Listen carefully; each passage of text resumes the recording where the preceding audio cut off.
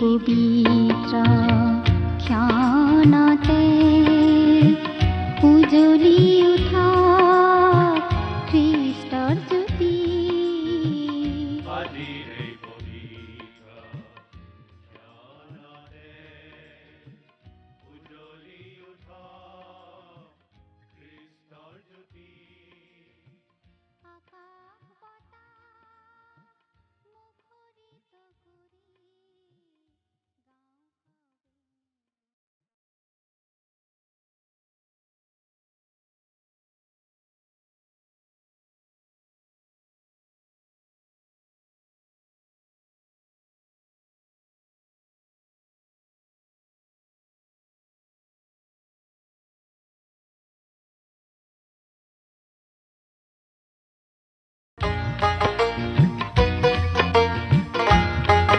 প্ৰিয় শ্ৰোতা দৰ্শক, আগৰটো অনুষ্ঠানত বাইবেলৰ পুৰণি নিয়ম খণ্ডৰ লেবিয়া পুস্তক নামৰ পুস্তকখনৰ ২৪ নম্বৰ অধ্যায়ৰ শেষৰটো পদলৈকে পঢ়ি আগবঢ়োৱা আলোচনা আমি শুনিবলৈ পাইছিলোঁ।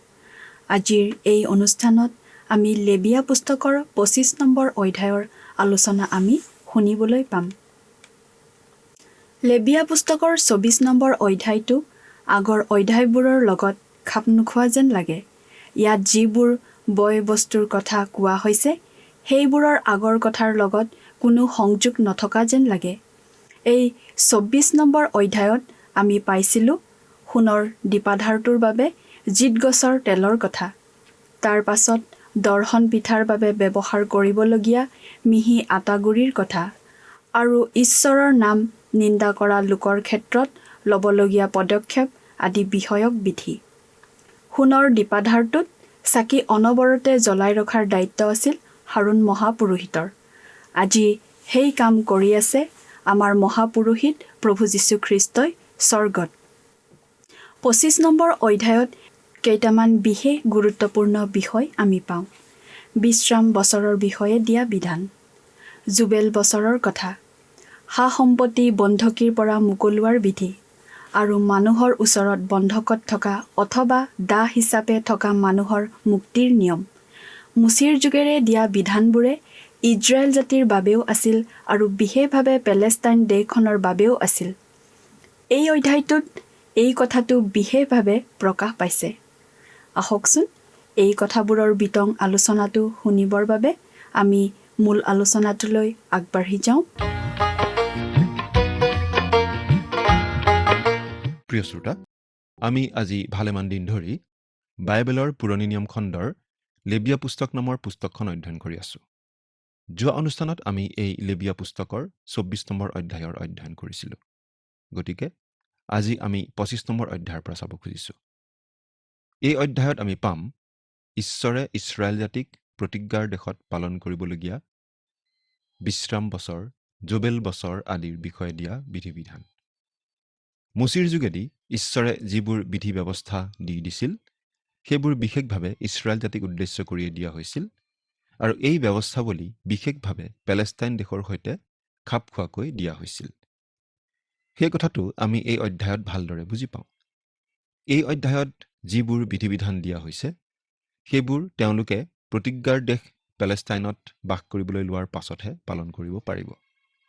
তেওঁলোক অৰণ্যৰ মাজেৰে যাত্ৰা কৰি থকা কালত এই নিয়মবোৰ পালন কৰাৰ কোনো সুবিধা নাছিল। আমি এই অধ্যায়টো পঢ়ি গ'লে পাম যে খুব সঘনাই কেতিয়াবা অলপ হয়তো আমনি লগাকৈয়েই ঈশ্বৰে এই কথা জনাই দিছে, তোমালোকে সেই দেশত প্ৰৱেশ কৰিলে গোটেই দেশলৈ মুক্তি ঘোষণা কৰিবা। বিশেষকৈ পাছৰ কথাখিনি বেছি সঘনাই উল্লেখ কৰা হৈছে। এই অধ্যায়ত থকা কথাখিনি ঈশ্বৰে ইছৰাইল জাতিক দিয়া দেশ অৰ্থাৎ পেলেষ্টাইন দেশৰ সৈতে জড়িত। মুচিৰ যোগেদি দিয়া ব্যৱস্থা বুলি এটা বিশেষ জাতি অৰ্থাৎ ইছৰাইল জাতিৰ প্ৰতি আৰু এটা বিশেষ অৱস্থান অৰ্থাৎ পেলেষ্টাইন দেশৰ প্ৰতি দিয়া হৈছিল। তদুপৰি এই বিধিবিধানবিলাক বিশেষভাৱে কৃষিকাৰ্যৰ সৈতে জড়িত বিধিবিধান আছিল। বহুতো লোকে পুৰণি নিয়মৰ দিনৰ এই ৰীতি নীতিবিলাকক খ্ৰীষ্টীয় মণ্ডলীৰ ওপৰত জাপি দিব খোজে, কিন্তু এই অধ্যায়ত আমি যিবোৰ বিধি বিধানৰ কথা পাওঁ সেইবোৰ কোনো আধুনিক চহৰীয়া জীৱনৰ সৈতে একেবাৰে খাপ নাখায়।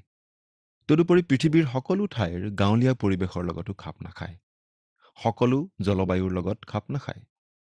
কাৰণ এই অধ্যায়ত থকা বিধি বিধানসমূহ বিশেষভাৱে পেলেষ্টাইন দেশৰ সৈতে খাপ খোৱা ধৰণে দিয়া হৈছিল। আমি এই বিধি বিধানসমূহ আমাৰ বাবে অদৰকাৰী বুলি ক'ব খোজা নাই, কিন্তু আমি এইবোৰৰ অধীন নহয় আৰু এইবোৰ এটা বিশেষ জাতিলৈ দিয়া হৈছিল আৰু এখন বিশেষ অঞ্চলৰ সৈতে খাপ খোৱাকৈ দিয়া হৈছিল। আমি লেবিয়া পুস্তক পঢ়িলে, বাইবেলখন পঢ়িলে 7 সংখ্যাটোৰ এটা বিশেষ গুৰুত্ব লক্ষ্য নকৰাকৈ থাকিব নোৱাৰোঁ। এই 7 সংখ্যাটো ব্যৱহাৰ হয় সম্পূৰ্ণতা বুজাবলৈ, কিন্তু 7 সংখ্যাটোৱে ক'তো সম্পূৰ্ণ শুদ্ধতা সিদ্ধতা নুবুজায়, সম্পূৰ্ণতাহে বুজায়। যেনে ধৰক চকু, কাণ, নাক, মুখ আদি সকলো অংগ প্ৰত্যংগ লগ লাগি মানুহ এজন সম্পূৰ্ণ হয়, কিন্তু মানুহজন শুদ্ধ সিদ্ধ নহ'বও পাৰে। 7 সংখ্যাটোৱে সম্পূৰ্ণতাহে বুজায়। লেবিয়া পুস্তকত 7 সংখ্যাৰ উল্লেখ বহুবাৰ পোৱা যায় আৰু প্ৰকাশিত বাক্য পুস্তকতো বহুবাৰ পোৱা যায়। আৰু এই দুয়োখন পুস্তকৰ মাজৰ এই উল্লেখৰ মাজত কিছুমান বিশেষ সাদৃশ্য আছে। দুয়োখন পুস্তকতে 7 সংখ্যাটো সাংগঠনিক অৰ্থত ব্যৱহৃত হৈছে। সময়ক 7ৰ হিচাপত বিভক্ত কৰা হৈছে। সমাজৰ দিনপঞ্জী আৰু ধৰ্মীয় আচাৰ ব্যৱহাৰ আদিৰ দিনপঞ্জীৰ ক্ষেত্ৰতো। সপ্তম দিনৰ কথা আমি পাওঁ, সপ্তম সপ্তাহ, সপ্তম বছৰ আদিৰ কথাও আমি পাওঁ। বৰ্ষপঞ্জীটো সপ্তম দিন, মাহ আদিৰ আধাৰত সজোৱা হৈছিল। লেবিয়া পুস্তকৰ বিধি বিধান আদিও 7ৰ চক্ৰত চলিছিল। এই কথাটো আমি আকৌ প্ৰকাশিত বাক্য পুস্তকত পঢ়িবলৈ পাওঁ। ঈশ্বৰে সৃষ্টিকাৰ্য সমাপ্ত কৰি সপ্তম দিনা বিশ্ৰাম লৈছিল। তেওঁৰ ভাগৰ লগা নাছিল, কিন্তু 6 দিনত যে সৃষ্টিকাৰ্য সম্পূৰ্ণ হৈছিল সেইবাবেই তেওঁ জিৰণি লৈছিল। সৃষ্টি কৰিবলৈ আৰু একো বাকী নাছিল। সপ্তম দিনটোৱে সময়ৰ জোখমাখৰ মূল ভেটি কৰা হৈছিল। এতিয়া আমি বাইবেলৰ পৰা পাঠ কৰি দিব খুজিছোঁ লেবিয়া 25 নম্বৰ অধ্যায়ৰ প্ৰথম পদ। পাছে জিহুৱাই চিনয় পৰ্বতত মুচিক ক'লে। আমি এই কথা মন কৰা উচিত যে ইয়াত আকৌ চিনয় পৰ্বতৰ কথাটো মনত পেলাই দিয়া হৈছে। কিন্তু ইয়াত যিবোৰ বিধি বিধান দিয়া হ'ব সেইবোৰ তেওঁবিলাকে পালন কৰিব লাগিব যেতিয়া তেওঁলোকে সেই প্ৰতিজ্ঞাৰ দেশ অৰ্থাৎ কনান দেশত বাস কৰিবলৈ লয়। এইখিনিতে আমি মনত পেলোৱা উচিত যে লেবিয়া পুস্তকৰ প্ৰথম অধ্যায়ৰ প্ৰথম পদত আমি পাইছিলোঁ চিনয় পৰ্বতৰ পৰা নামি অহাৰ পাছত মুচিক ঈশ্বৰে নিয়ম তম্বুলৈ মাতি তাৰ পৰাই কথা কৈছিল। 2 নম্বৰ পদ, তুমি ইছৰাইলৰ সন্তানবিলাকক কোৱা, মই তোমালোকক যি দেশ দিম তোমালোকে সেই দেশত সোমালে জিহুৱাৰ উদ্দেশ্যে ভূমিয়ে বিশ্ৰাম ভোগ কৰিব। এইটো মন কৰিবলগীয়া কথা। বিশ্ৰামবাৰটো মানুহৰ কাৰণেও আৰু বিশ্ৰামবাৰটো মাটিৰ কাৰণেও। সপ্তম দিনটো মানুহৰ বিশ্ৰামৰ বাবে আৰু সপ্তম বছৰটো পথাৰখনৰ বিশ্ৰামৰ বাবে। সপ্তম দিনটোৱে বুজায় ঈশ্বৰে 6 দিনত সৃষ্টিকাৰ্য সম্পূৰ্ণ কৰি বিশ্ৰাম লোৱা কথা। তেওঁ বিশ্ৰাম লৈছিল কাৰণ সৃষ্টিৰ কাৰ্য সম্পূৰ্ণ হৈছিল। এই বিশ্ৰামবাৰৰ মূল ইব্ৰী শব্দ চাব্বাথৰ অৰ্থ হৈছে বিশ্ৰাম আৰু এইটোৰ চূড়ান্ত অৰ্থটো হৈছে প্ৰভু যীশুত বিশ্বাস কৰি আমি লাভ কৰা পৰিত্ৰাণৰ প্ৰকৃত বিশ্ৰাম। আজিকালি বিজ্ঞানীসকলে এই কথা প্ৰমাণ কৰিছে যে পথাৰখন 6 বছৰৰ মূৰত এবছৰলৈ জিৰণি দিলে ভাল। পথাৰখনৰ মাটিৰ কাৰণেই ভাল। লগতে শস্য ক্ষেত্ৰত কাম কৰা বনুৱাবোৰেও অলপ সকাহ পায় আৰু আন কামত মন দিব পাৰে। ইছৰাইল জাতিক লোভৰ পৰা হাত সাৰি থাকিবৰ কাৰণেই এই বিশ্ৰাম বছৰৰ নিয়মটো ঈশ্বৰে কৰি দিছিল। আৰু আচলতে এই বিশ্ৰাম বছৰৰ নিয়মটো ভংগ কৰি চলা কাৰণেই ঈশ্বৰে তেওঁলোকক শাস্তিস্বৰূপে 70 বছৰলৈকে বাবিল দেশত বন্দী হৈ থাকিবলৈ এৰি দিছিল। তেওঁলোকে 70টা বিশ্ৰাম বছৰ পালন কৰা নাছিল। সেইবাবে তেওঁলোকে 70 বছৰ বাবিল দেশত বন্দী হৈ থাকিব লগা হৈছিল। 3 নম্বৰ আৰু 4 নম্বৰ পদ, তুমি 6 বছৰ নিজ পথাৰত গুটি ববা আৰু 6 বছৰ নিজ বাৰীৰ দ্ৰাক্ষালতা কলম দিবা আৰু তাৰ গুটি চপাবা। কিন্তু সপ্তম বছৰ ভূমিৰ সম্পূৰ্ণ বিশ্ৰামৰ বিশ্ৰামকাল হ'ব। জিহুৱাৰ উদ্দেশ্যে বিশ্ৰামকাল হ'ব। সেই বছৰত তুমি নিজ পথাৰত গুটি নববা আৰু দ্ৰাক্ষালতা কলম নিদিবা। ইয়াৰ পৰা আমি এই কথাটো স্পষ্টভাৱে বুজি পাওঁ যে বিশ্ৰাম বছৰটো আছিল মাটিৰ বাবে। তেওঁলোকে 6 বছৰলৈকে পথাৰত খেতি কৰিব পাৰিব, কিন্তু 7ম বছৰত খেতি-বাতি কৰিব নোৱাৰিব। এইটো আমি মনত ৰখা উচিত। মানুহৰ ওপৰত যেনেকৈ ঈশ্বৰৰ অভিশাপ আছে, তেনেকৈ ভূমিৰ ওপৰতো অভিশাপ আছে। মানুহে কপালৰ ঘাম মাটিত পেলাইহে শস্য উৎপন্ন কৰিব লাগে, কাৰণ ভূমি অভিশপ্ত।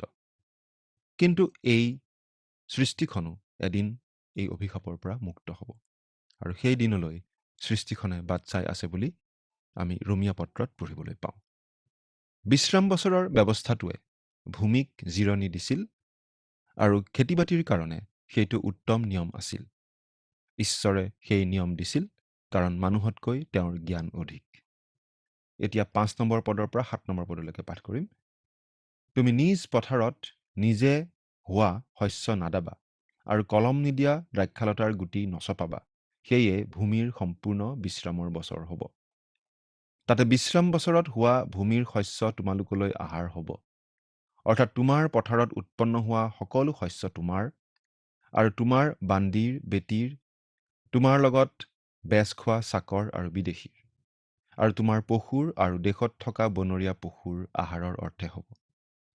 বিশ্ৰাম বছৰত মানুহবোৰৰ জাগতিক প্ৰয়োজন কেনেদৰে পূৰণ হ'ব, সেই কথা ইয়াত জনোৱা হৈছে। মাটিবোৰ ইমান সাৰুৱা আছিল যে প্ৰতি বছৰে খেতি কৰাৰ প্ৰয়োজনেই আচলতে নাছিল। মাটিত গছ-গছনি, শস্য আদি ইমান উভৈনদী আছিল যে নিজে খোৱাৰ লগতেই আনকো খুৱাব পৰা গৈছিল। জীৱ-জন্তুৰো খাদ্য আছিল উভৈনদী। বিশ্ৰাম বছৰত ঈশ্বৰে মানুহ আৰু জন্তু, ইছৰাইলীয় লোক আৰু বিদেশী লোক, ধনী দুখীয়া সকলোৰে যত্ন লৈছিল, সকলোৰে প্ৰয়োজন পূৰণ কৰিছিল। কেৱল সেই বছৰটোত তেওঁবিলাকে খেতি-বাতি কৰিব নোৱাৰিছিল। বিশ্ৰাম বছৰত গৰীব লোকসকলে আনৰ দ্ৰাক্ষাবাৰীলৈ গৈ আঙুৰ ছিঙি আনিবও পাৰিছিল। ঈশ্বৰে এনে নিয়ম কৰি দিছিল যাতে ভূমিৰ ওপৰত কোনেও একচেটিয়া অধিকাৰ চলাব নোৱাৰে, যাতে দুখীয়া মানুহৰ কথাও সকলোৱে চিন্তা কৰে। ঈশ্বৰে একে সময়তে মাটিৰো যত্ন লৈছে, গৰীব দুখীয়াৰো যত্ন লৈছে। লগতে এই কথাও ঈশ্বৰে শিকাইছে যে ভূমি অভিশপ্ত যদিও এনে দিন আহি আছে যি দিনত ভূমি আকৌ নদন বদন হ'ব। 8 নম্বৰ পদ। তুমি নিজৰ নিমিত্তে 7 বিশ্ৰাম বছৰ 7 গুণ 7 বছৰ লেখ কৰিবা। তাতে 7 বিশ্ৰাম বছৰ কাল 49 বছৰ হ'ব। 7 সংখ্যাটোৰ কথাই আমি আকৌ পাইছোঁ। 7টা বিশ্ৰাম বছৰৰ কথা হিচাপ কৰিবলৈ কোৱা হৈছে। 7টা বিশ্ৰাম বছৰ মানে 7 বছৰকৈ মুঠতে 49 বছৰ। তাৰ পাছৰ বছৰটো অৰ্থাৎ 50 নম্বৰ বছৰটো বিশেষভাৱে পালন কৰা হৈছিল জোবেল বছৰ হিচাপে। এনেদৰে এটা শতাব্দীত মুঠতে দুবাৰ জোবেল বছৰ হৈছিল। এই জোবেল বছৰটো অতি বিশেষ ধৰণৰ বছৰ আছিল। 9 নম্বৰ পদ। তেতিয়া 7ম মাহৰ 10ম দিনা দেশৰ সকলো ফালে বৰ মাতৰ শিঙা বজাবা। প্ৰায়শ্চিত্তৰ দিনা তোমালোকৰ দেশৰ সকলো ফালে শিঙা বজাবা। এইটোৱে আছিল গোটেই জাতিটোৰ বিশ্ৰামবাৰ। বিশ্ৰাম বছৰ আদিৰ সংঘবদ্ধ সময়সূচীৰ চৰম শিখৰ। এইটো আছিল শ্বেনাথ হেয়ভেল, জোবেল বছৰ। আৰু বহুতো দিশৰ পৰা এই জোবেল বছৰটো আছিল মচীৰ যোগেদি দিয়া বিভিন্ন ৰীতি-নীতি আদিৰ ভিতৰত সকলোতকৈ আকাংক্ষিত আৰু আনন্দৰ সময়। কেৰেন হেয়ভেল মানে ভেড়াৰ শিং, আৰু য়ভেল মানে তুৰি। ইছৰাইল জাতিয়ে কনান দেশত বসতি আৰম্ভ কৰাৰ পাছত এটা তুৰিৰ শব্দ গোটেই দেশখনে শুনাটো অসম্ভৱ আছিল। সেইকাৰণে নিশ্চয় একে সময়তে বিভিন্ন ঠাইত ভেড়াৰ শিঙৰ পৰা বনোৱা তুৰি বজাই জোবেল বছৰৰ আগমনৰ কথাটো ঘোষণা কৰা হৈছিল। প্ৰথমতে নিশ্চয় ঈশ্বৰৰ নিয়ম তম্বুত তুৰি বজোৱা হৈছিল, আৰু তাৰ পাছতেই গোটেই দেশখনত তুৰি বাজিছিল। 10 নম্বৰ পদ। তোমালোকে 50 বছৰৰ বছৰ পবিত্ৰ বুলি মানিবা, আৰু গোটেই দেশত তাৰ সকলো নিবাসীবিলাকলৈ মুক্তি ঘোষণা কৰিবা। সেয়ে তোমালোকৰ নিমিত্তে জোবেল অৰ্থাৎ শিঙা বজোৱা বছৰ হ'ব। আৰু তোমালোকে প্ৰতিজন নিজ নিজ আধিপত্যলৈ উলটি যাবা, আৰু তোমালোক প্ৰতিজন নিজ নিজ গোষ্ঠীৰ ওচৰলৈ যাবা। মানুহে বন্ধকত থোৱা মাটি সেই জুবেল বছৰত আকৌ ঘূৰাই পাইছিল। এনেদৰেই দেশখনৰ মাটি আচল গৰাকীৰ হাতৰ পৰা নোযোৱাৰ ব্যৱস্থা ঈশ্বৰে কৰিছিল। কাৰোবাৰ মাটি 50 বছৰৰ কাৰণেহে ল'ব পাৰিছিল আৰু সেই জুবেল বৰ্ষত মাটিখিনি মূল গৰাকী নাইবা তেওঁৰ বংশৰ বা পৰিয়ালৰ লোকক ঘূৰাই দিব লাগিছিল। কোনো মানুহে যদি নিজকে বন্ধকত থৈ আনৰ দাস হৈ আছিল, তেন্তে জুবেল বছৰৰ সেই তুৰি বজোৱাৰ লগে লগে মানুহজন মুক্ত হৈছিল। তুৰি বজোৱা মানে ঘোষণা কৰা। আজি পাপৰ বন্ধনত দাস হৈ থকা মানুহো মুক্ত হৈছে আৰু হৈ আছে প্ৰভু যীশুখ্ৰীষ্টৰ শুভবাৰ্তা ঘোষণা হোৱাৰ জৰিয়তে। মানুহ পাপৰ দাস, শয়তানৰ বন্দী। কিন্তু প্ৰভু যীশুৰ শুভবাৰ্তা শুনি প্ৰভু যীশুক ত্ৰাণকৰ্তা বুলি গ্ৰহণ কৰি মানুহ মুক্ত হ'ব পাৰে ঈশ্বৰৰ মহান অনুগ্ৰহত। প্ৰভু যীশুৱে এনেদৰে কৈছিল, আৰু তোমালোকে সত্যক জানিবা আৰু সেই সত্যই তোমালোকক মুক্ত কৰিব। এই কাৰণে পুত্ৰই যদি তোমালোকক মুক্ত কৰে, তেন্তে তোমালোক নিশ্চয় মুক্ত হ'বা। যোহন 8 নম্বৰ অধ্যায় 32 আৰু 36 পদ। জুবেল বৰ্ষত সকলো মুক্ত হৈছিল, সকলো বন্ধকী নোহোৱা হৈছিল। প্ৰিয় শ্ৰোতা, আমি যেতিয়া প্ৰভু যীশুলৈ আহি তেওঁতেই আশ্ৰয় লওঁ, আমাৰ পাপৰ সমস্যাটোৰ সমাধান হয়, কাৰণ প্ৰভু যীশুৱে আমাৰ দিবলগীয়া সকলো বেচ দিলে। আমাৰ হৈ পাপৰ শাস্তি তেওঁ ল'লে ক্ৰুচৰ ওপৰত। গতিকে পাপৰ কবলৰ পৰা আমি মুক্ত হৈ পৰোঁ। প্ৰভু যীশুৱে নাচৰতৰ ধৰ্মধামত কোৱা এই কথাখিনি মন কৰিবলগীয়া। তাতে যিচয়া ভাৱবাদীৰ পুস্তক তেওঁৰ হাতত দিয়া হ'ল। তেওঁ সেই পুস্তক মেলি এই বচন লিখা ঠাই পালে, প্ৰভুৰ আত্মা মোৰ ওপৰত আছে, কিয়নো দৰিদ্ৰবিলাকৰ আগত শুভবাৰ্তা প্ৰচাৰ কৰিবলৈ তেওঁ মোক অভিষিক্ত কৰিলে। বন্দিয়াৰৰ আগত মুক্তিৰ আৰু অন্ধবিলাকৰ আগত পুনৰাই চকু পোৱাৰ কথা ঘোষণা কৰিবলৈ, চেপা খোৱাবিলাকক মুকলি কৰিবলৈ আৰু প্ৰভুৰ গ্ৰাহ্য বছৰ ঘোষণা কৰিবলৈ মোক পঠালে। পাছে তেওঁ পুস্তক জপাই পৰিচাৰকৰ হাতত দি বহিল। তাতে নামঘৰত থকা আটাইবিলাকৰ চকু তেওঁত লাগি আছিল। তেতিয়া তেওঁবিলাকক ক'বলৈ ধৰিলে, এই শাস্ত্ৰীয় বচন তোমালোকৰ কাণত আজি সিদ্ধ হ'ল। লোকে লিখা শুভবাৰ্তা 4 নম্বৰ অধ্যায়ৰ 17 পৰা 21 নম্বৰ পদ। এই কথাখিনি জুবেল বৰ্ষৰ লগত মিলে। এতিয়া আমি 11 আৰু 12 নম্বৰ পদ দুটা পঢ়ি দিছোঁ। সেই 50 বছৰৰ বছৰ তোমালোকৰ নিমিত্তে জুবেল বছৰ হ'ব। সেই বছৰত তোমালোকে গুটি নববা, নিজে হোৱা শস্যও নাদাবা আৰু কলম নিদিয়া দ্ৰাক্ষালতাৰ গুটিও নচপাবা, কিয়নো সেয়ে জুবেল বছৰ, সেয়ে তোমালোকলৈ পবিত্ৰ হ'ব। তোমালোকে সেই বছৰত নিজে উৎপন্ন হোৱা শস্য পথাৰৰ আনিয়েই খাবা। এটা বিশ্ৰাম বছৰৰ পাছতেই জুবেল বৰ্ষ হয়। গতিকে মানুহবোৰক ঈশ্বৰেই সকলো খাদ্য সামগ্ৰী যোগান ধৰে। মানুহবোৰ মাত্ৰ বাধ্য হ'ব লাগে। ইয়াৰ পিছত আমি 13 পৰা 24 নম্বৰ পদলৈকে যদি পঢ়ি যাওঁ, তাত দেখিবলৈ পাওঁ যে সেই জুবেল বৰ্ষৰ সময়ত সকলো সম্পত্তি আগৰ গৰাকীজনক ঘূৰাই দিব লাগিছিল। এই সকলোবোৰ পালন কৰি থাকিলে ঈশ্বৰে ইছৰাইল জাতিক আশীৰ্বাদ কৰিব বুলি জনাই দিছিল। 25 পৰা 27 নম্বৰ পদ। তোমাৰ ভাই যদি দুখীয়া হৈ তাৰ আধিপত্যৰ মাটিৰ কিছু বেচে, তেন্তে তাক মোকোলাব পৰা ওচৰ সম্বন্ধীয়াই আহি নিজ ভায়েকে বেচা মাটি মোকোলাই দিব। আৰু যাৰ মুকলি কৰোতা গৰাকী নাই, কিন্তু সি চহকী হোৱাত তাৰ যদি নিজে মুকলি কৰিব পৰা সমৰ্থ হয়, তেন্তে সি তাক বেচা বছৰ লেখ কৰি বাকী থকা ধন বেচাজনক ওলোটাই দিব। তেতিয়া সি পুনৰাই তাৰ নিজৰ আধিপত্য পাব। জুবেল বছৰ 50 বছৰৰ মূৰতহে আহে।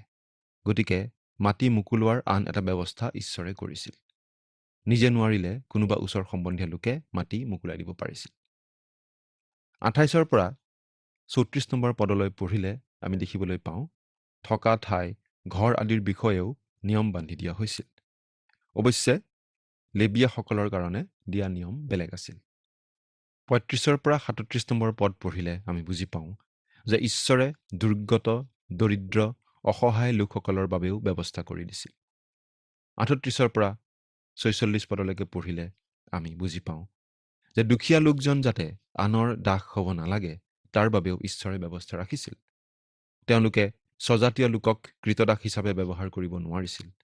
মজুৰি দিয়া লোক হিচাপেহে ব্যৱহাৰ কৰিব লাগিছিল। কোনো লোকে নিজকে গোলাম হিচাপে বন্ধকত থলে সেই জুৱেল বছৰত মুক্তি পাব। কিন্তু তাৰ আগতেও কোনো জ্ঞাতিয়ে আহি তেওঁক মোকোলাই নিব পাৰে, তেওঁ দিবলগীয়া ধনখিনি তেওঁৰ হৈ দি। আৰু তেনেকুৱা জ্ঞাতিক কোৱা হয় মুক্তিকৰ্তা জ্ঞাতি বুলি। প্ৰিয় শ্ৰোতা, আমাৰো এজন মুক্তিকৰ্তা জ্ঞাতি আছে। তেওঁ ধনী, তেওঁ সমৰ্থবান। আমাক উদ্ধাৰ কৰিবলৈ তেওঁ পৃথিৱীলৈ আহিছিল। আমাক মুক্তি দিবলৈ তেওঁ মূল্য দিছিল, তেওঁৰ অমূল্য তেজেৰে। তেওঁ আমাক প্ৰেম কৰে, সেইবাবেই আমাক মুক্তি দিব বিচাৰে।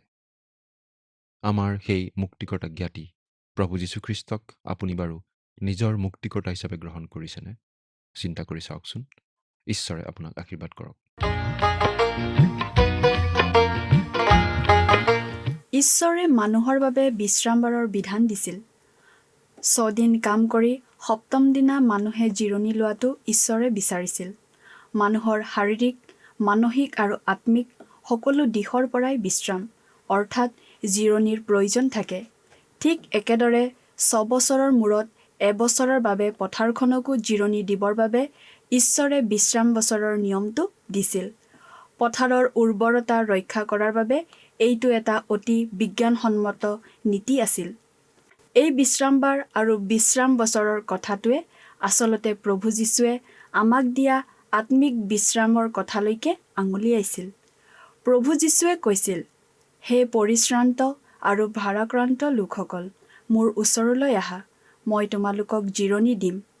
মানুহৰ পাপৰ ভাৰ তেওঁ নিজৰ ওপৰত লৈ মানুহৰ প্ৰাপ্য শাস্তি যি মৃত্যু, সেই শাস্তি নিজে ক্ৰুচৰ ওপৰত লৈ মানুহৰ বাবে আত্মিক জিৰণি সম্ভৱ কৰিলে।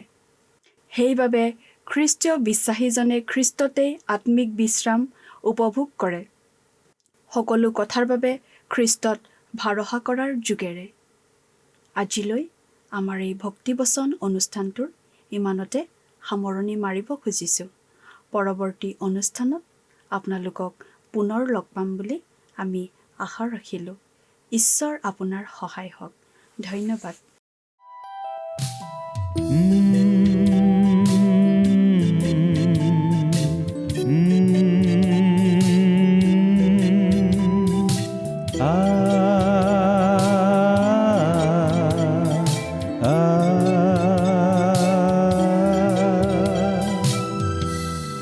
অকলে আহিছোঁ মই, অকলে যামগৈ,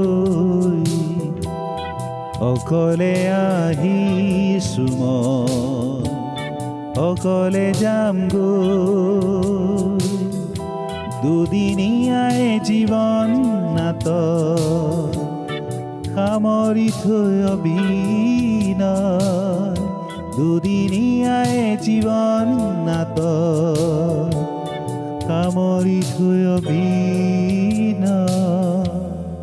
অকলে আহিছোঁ মই, অকলে যামগৈ, অকলে আহিছোঁ মই, অকলে যামগৈ। দুদিনীয়াই জীৱন নাট সামৰি থৈ অভিনয়, দুদিনীয়াই জীৱন নাট সামৰি থৈ অভিনয়।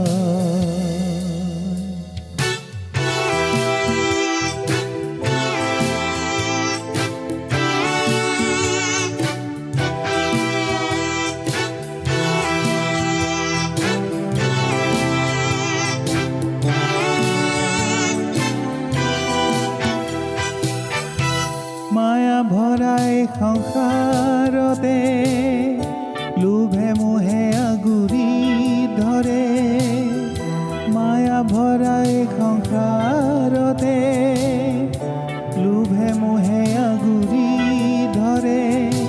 জীৱন মৰুৰ মৰিচিকাবোৰ আজি আছে কাইলৈ নাই, অকলে আহিছো মই, অকলে যাম গৈ, অকলে আহিছো মই, অকলে যাম গৈ। দুদিনীয়াই জীৱন নাট সামৰি থৈ অভিনয়, দুদিনীয়াই জীৱন নাট সামৰি থৈ অভিনয়।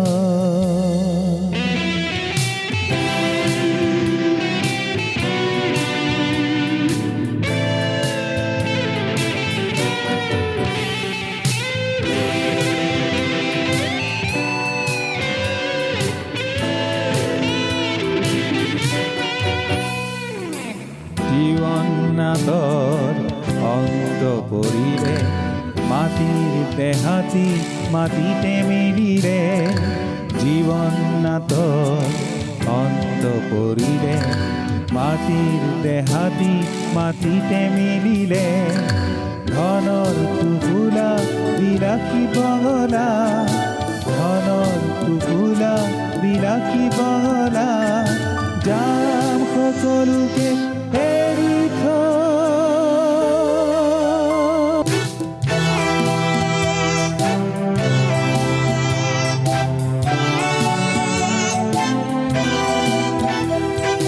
যিচুৰ কাষতে সকলো আছে, নম্ৰ মনেৰে আহোঁ বিশ্বাসেৰে। যিচুৰ কাষতে সকলো আছে, নম্ৰ মনেৰে আহোঁ বিশ্বাসেৰে। তেওঁতে জিৰণি পায় আজি মোৰ, মৰণলৈ একো ভয় নাই। অকলে আহিছো মই, অকলে যাম গৈ, অকলে আহিছো মই, অকলে যাম গৈ, অকলে যাম গৈ, অকলে আহিছো মই, অকলে যাম গৈ। দুদিনীয়াই জীৱন নাট সামৰি থৈ অভিনয়, দুদিনীয়াই জীৱন নাট